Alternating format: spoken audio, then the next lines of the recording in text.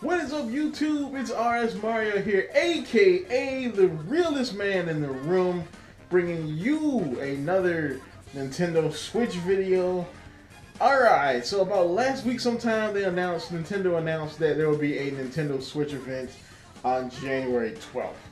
Now, this is probably going to cover things like features of the Switch that they didn't cover already, probably how much power it has.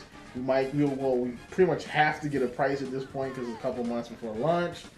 As well as one of the biggest things, probably the most important thing at this stage of the Switch, the launch titles. So, the Wii U did not have a resoundingly amazing launch lineup. Which kind of hurt it coming out of the gate. And with me not believing the price of the system is going to be all that amazing, I'm expecting $300 to $350 with this system. Probably $350 upward, maybe. With this system, the launch library is going to have to be awesome to justify spending $300, $350 not so long after Christmas. So here we go with my top 8 possible Nintendo Switch launch games.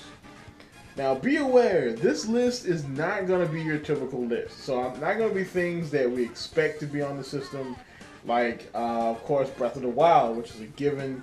The new Mario game, which if is ready by the time the Switch comes out, is also a given. The rumored Smash remake or Smash port, which is rumored to come out with the Switch. These things are not going to be on the list. And neither will things like Super Splatoon or Super Mario Kart. These things won't be on there as well. So, here we go. So, first off, Overwatch. Yes, I think Nintendo Switch is going to launch with Overwatch. No.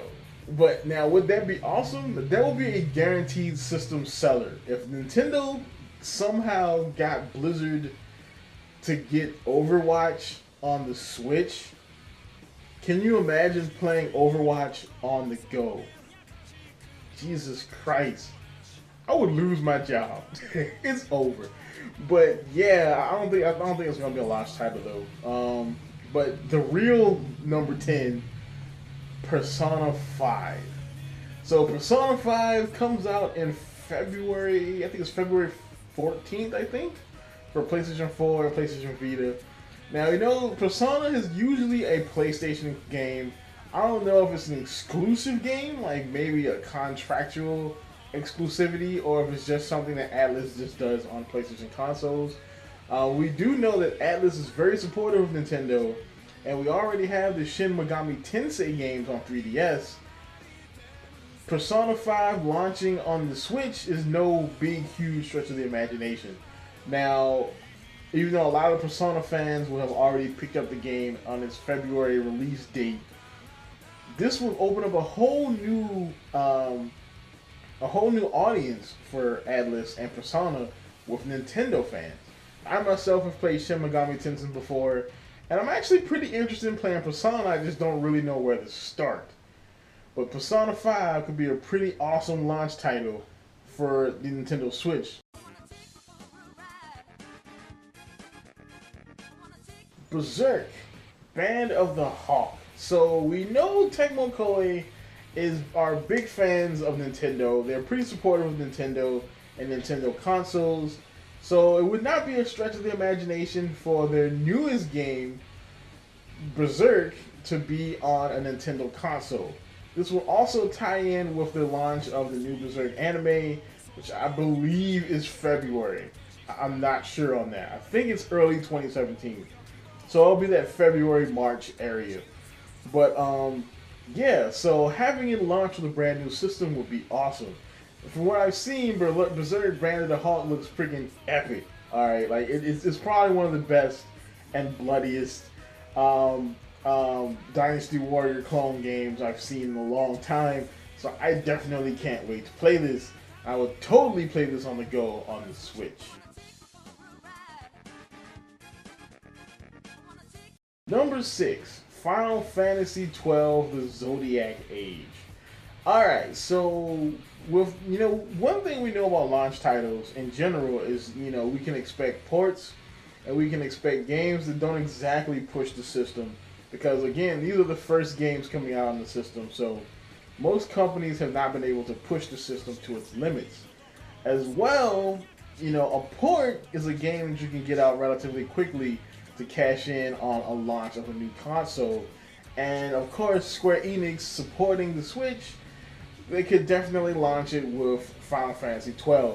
I've been eyeballing this game for a while because Final Fantasy XII was one of my favorite Final Fantasy games of the PS2 era.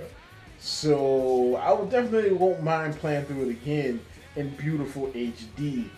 Especially if I can take it to work and, just ruin more productivity.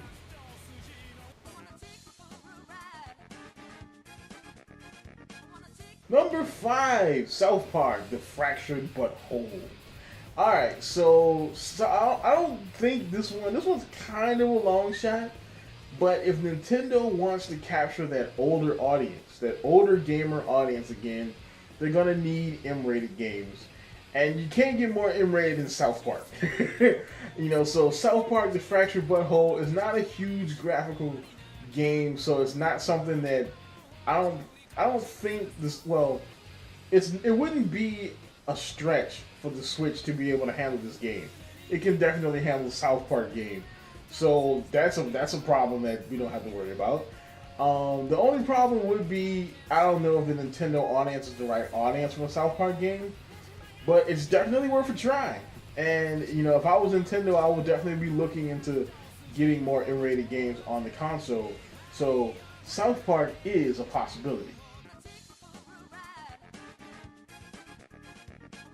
Number 4 is Little Nightmares. So this one I picked mainly because it's an indie title. And, it looks like something that could do well on the Switch. As well as it comes out around the Switch's launch window. So, that's another reason why I picked up this game for this list. It's an indie horror game coming from kind of like an indie company.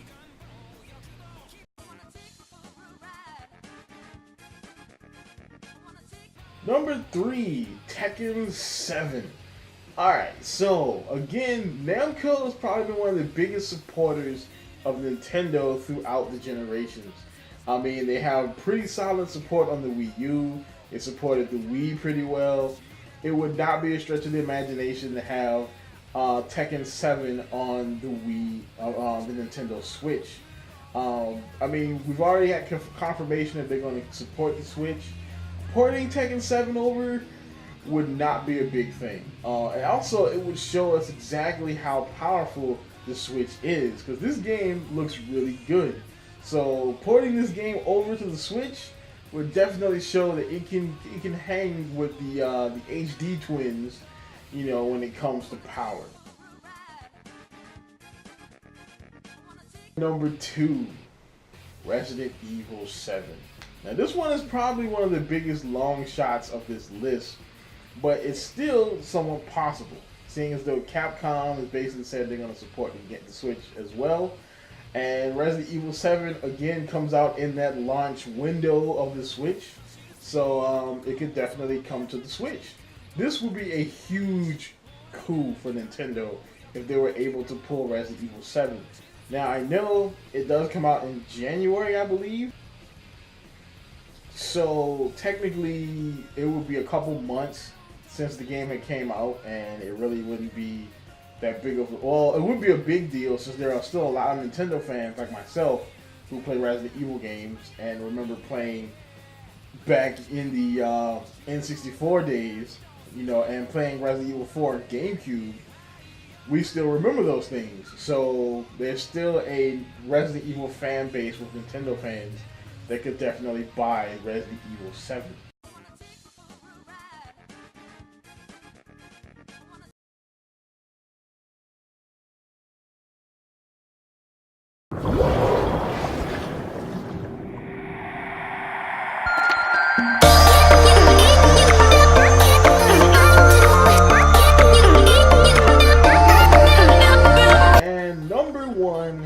And this one right here is mainly for me. This one's right here in my heart. Now, I don't know if this is a possibility or not. It is. Well, it is kind of a possibility since Square Enix does support the Switch. But number one is Kingdom Hearts 1.5/2.5/2.8 HD. So of course we won't get all these games together. More than likely it'll probably be 1.5. You know, that's way to set up the Nintendo fans for more ports down the line, setting up for Kingdom Hearts 3 hopefully this year. But definitely these Kingdom Hearts games could come to the Switch. It would not be a big thing for a big burden for Square Enix to port these games. Like I said about Zodiac Age, it's already an older title that you're porting over to the Switch. So it wouldn't be that big of a deal. It would also show us the power of the Switch. The only real challenge would be getting all those games on one card. I think you could probably fit at least 1.5 and 2.5 on a 13 gig card. But yeah, it would definitely be awesome to have Kingdom Hearts on the Switch.